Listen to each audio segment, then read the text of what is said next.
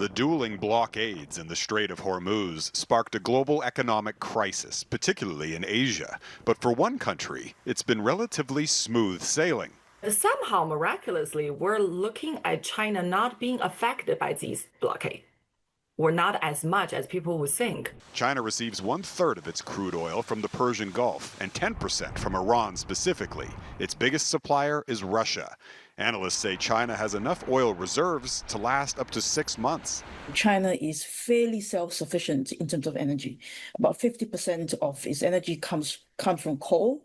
The second category is actually clean energy. But China's economic resilience has its limits as higher energy costs cut into demand for Chinese goods. When the world suffers, China suffers because it's the world's largest exporter.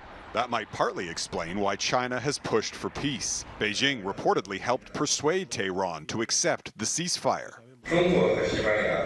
The international order is in disarray. We must oppose any return to the law of the jungle and protect global peace, said the Chinese president. Xi Jinping made those comments during a meeting with Spain's prime minister, part of a long list of foreign leaders to visit Beijing in recent days and weeks.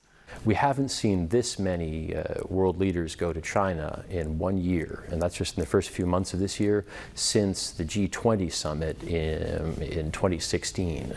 Asia expert Michael Kovrig, a former Chinese political prisoner, says Beijing is benefiting from Trump's chaotic foreign policy. What all of these leaders are doing is playing into China's strategic narrative that China is rising, it's the responsible, stable power, and everyone is now paying deference to it and more willing to accommodate what China wants. And that is a very dangerous strategic trend. Dangerous, he says, because what China wants is to reshape the global order, with Beijing at the head of the table. Jeff Semple, Global News, Toronto.